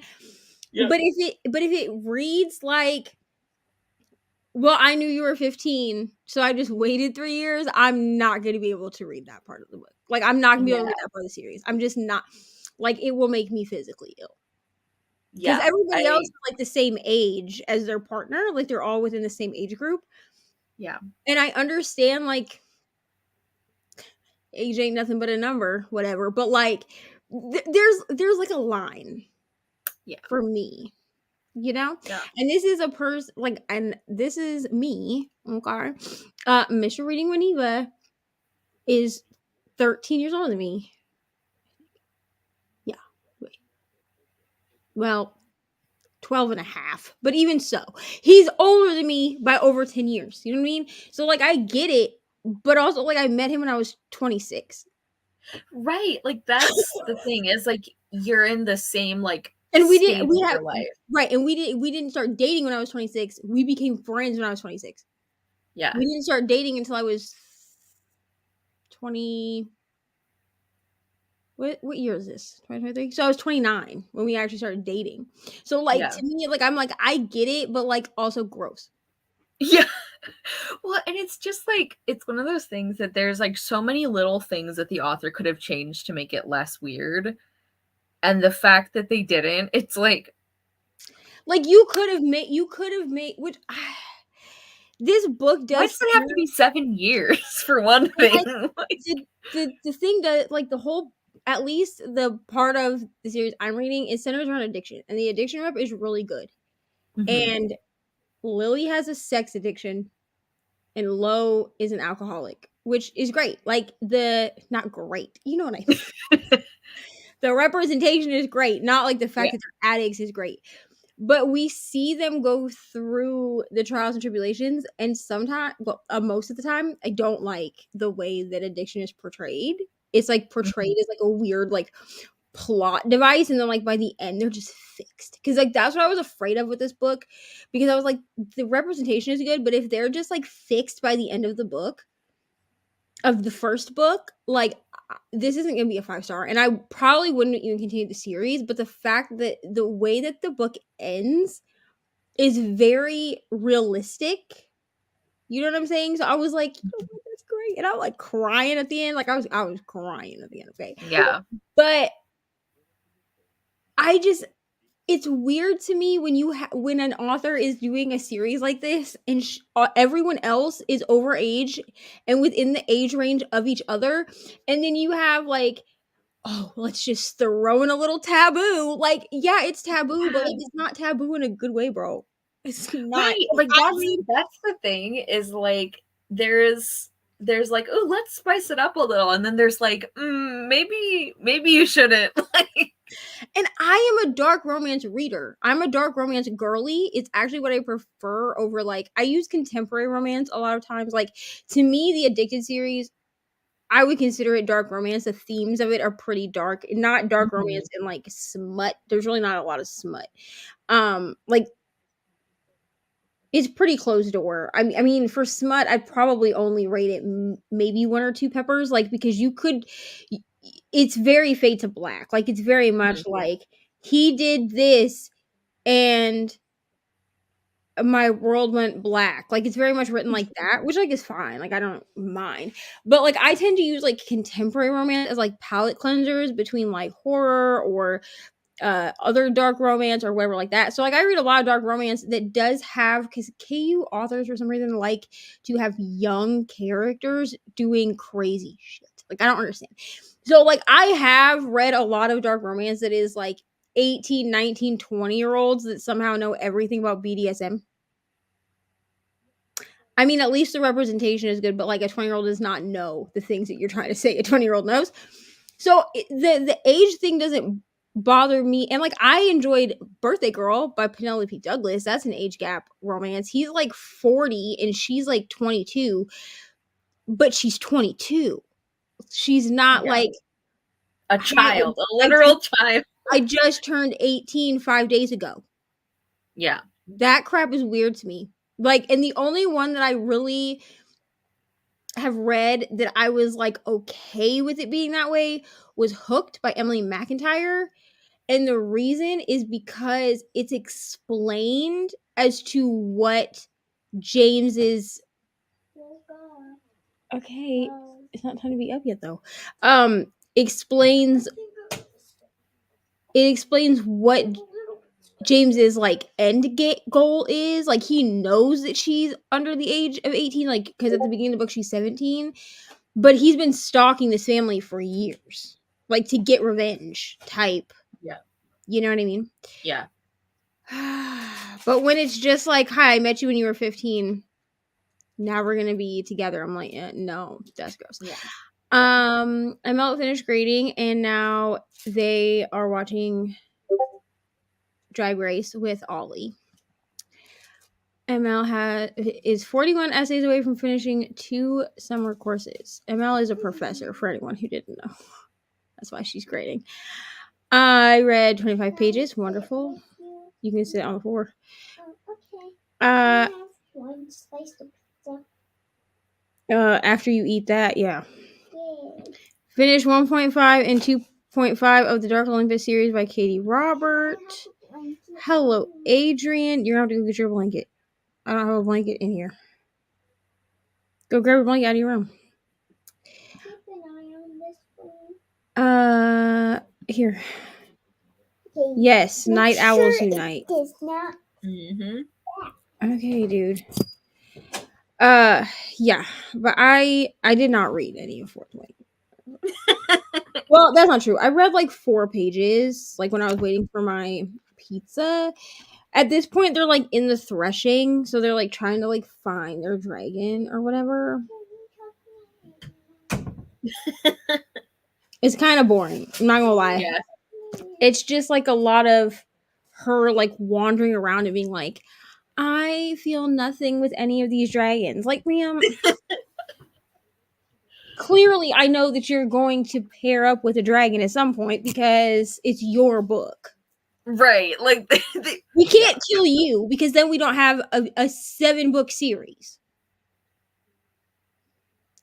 Yeah. Which apparently people are just like dying left and right, because she said that like that some of these dragons are like taking off into the air and then all she sees are plumes of smoke. Yeah, because so they're incinerating the riders in the air? Is that what I'm supposed to believe here? Mommy? No. Huh. Mommy. Like, hold on, Ari.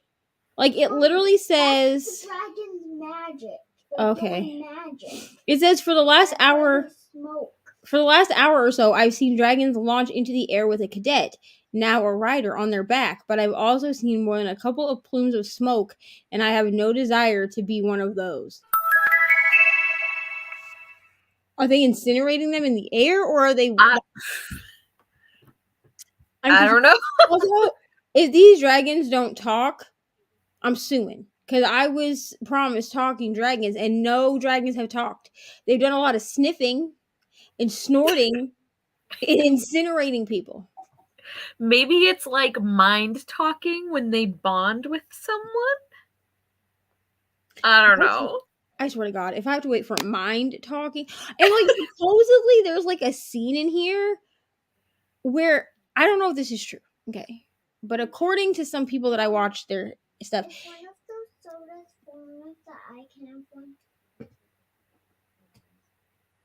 and then lay down and go to sleep. There's apparently a scene where she like. I know she bonds with the dragon, okay? That's not a spoiler, you guys. Like, she has to bond eventually. But she, like, bonds with the dragon, and then because, like, they're in each other's brain or whatever, in their head, right? Mm-hmm. Like, the dragon goes off to do, sexy time. You understand? And she has, like, an overwhelming feeling of lust. And I'm like...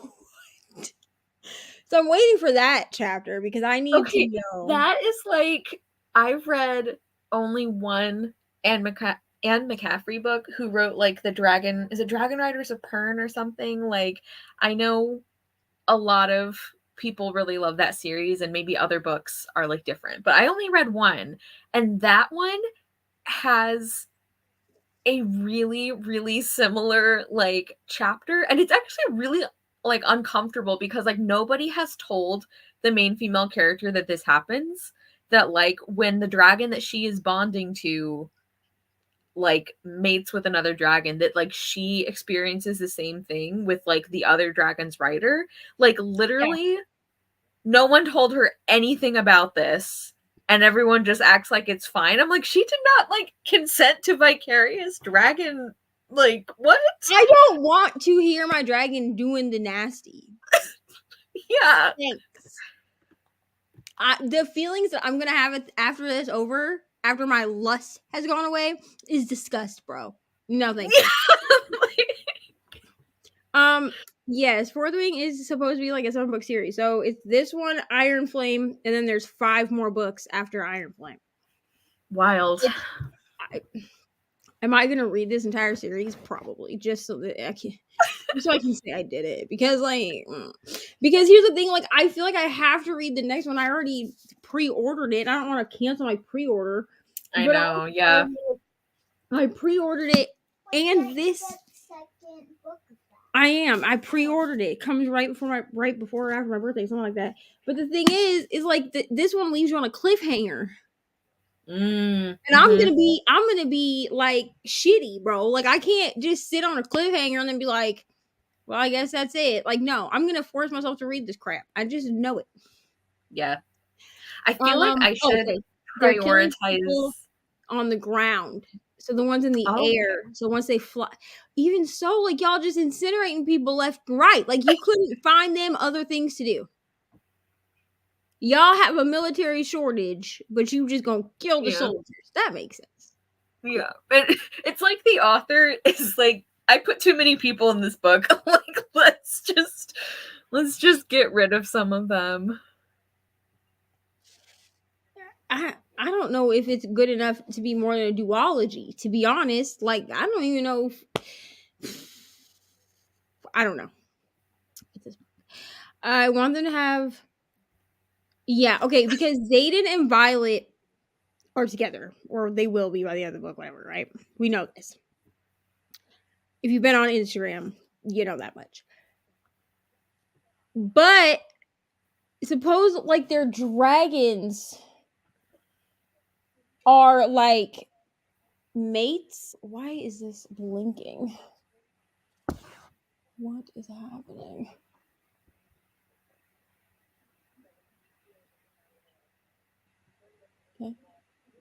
Okay, I don't know what's happening with my light. It's like blinking at me. Anyway, but they're like their dragons are mates, which I know that.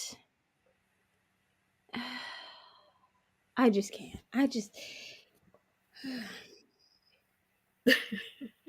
I mean, this is true, but Dragon Murder College. Everybody, Dragon Murder College. it truly is like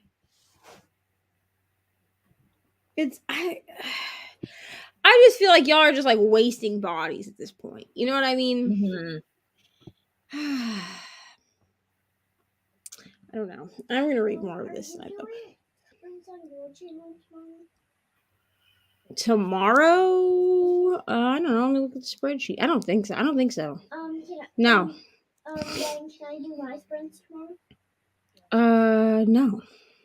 If I do my sprints tomorrow, it's gonna be easier. Bro, I have to work tomorrow. Or today, rather. No, today you said you didn't have I work. Yes, I work tomorrow. I know to you it's not the next day yet, but I work tomorrow already. At the place where I make tacos.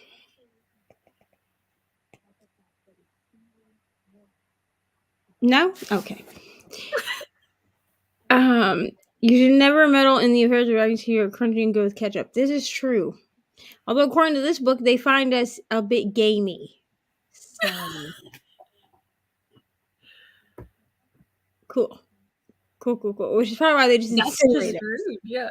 eating us. Like, I guess. The dragons have spoken. The dragons are the one running this government. Yeah, Dragon Murder College. What are we? So Eat your fruit roll up before you get it all over the place. I'm telling you, I'm asking you if you want me to turn on the fan. No. Can you eat that before I throw it in the trash? Because I don't want it sticky all over the place. Okay.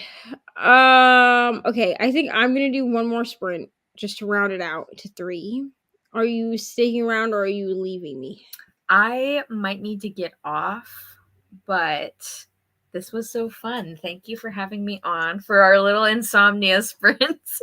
Yes. Thank you for hanging out with me. Yes. It was great. And I got a lot done, actually. See, like, this is my productive time. Right. This is the time where I mostly watched like this live about Brittany Dawn. Like it's like a girl that is talking about Brittany Dawn. It's a train wreck, honestly. Between Brittany Dawn and Colleen Ballinger, YouTube is on fire, bro. Yeah. Yeah. YouTube is literally on fire. I can't even keep watching this stuff about Colleen Ballinger because it's like every time I watch something else, it's worse. And I was like, maybe the worst that we're gonna get is this apology video where she sings the ukulele, and then we have Trisha Paytas on her bedroom floor, the most serious I've ever seen her in my life, and I'm like, oh, it got worse. Cool. Now I'm just done watching it because I'm like, can it get worse? Probably, and I don't want to see it. But it's like you're curious now, yeah. Oh, nice. Wonderful. Good morning, Pat.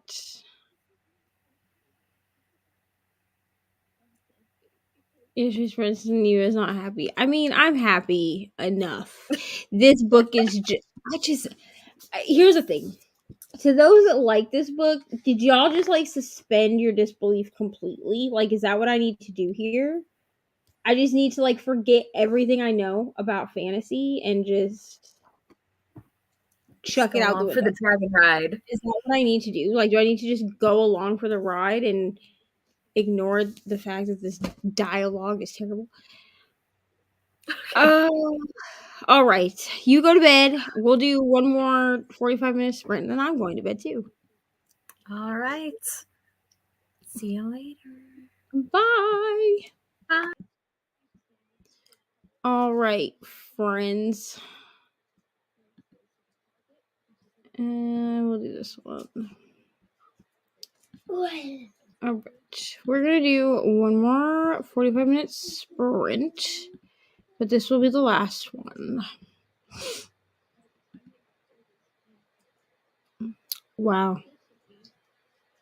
Mommy, I can't with you. Mommy, after I eat my slice of pizza, can I come up there and cuddle with you?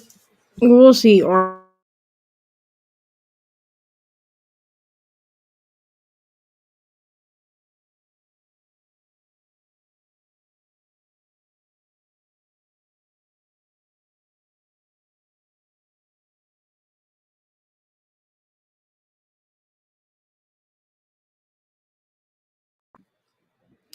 all right.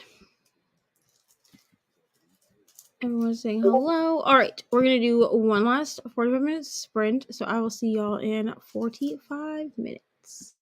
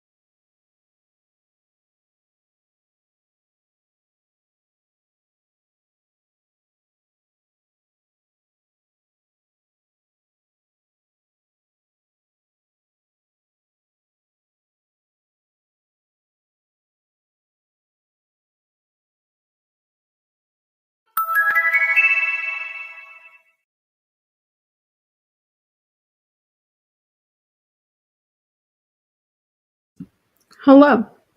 How did we do? I'm just gonna stop this timer because that was our last sprint. Okay. I read another like 5 pages. It was fine. I'm just bored now. I've been on fire by this book. Listen, I'm gonna finish it. I'm 31% through. It says I have 10 hours left.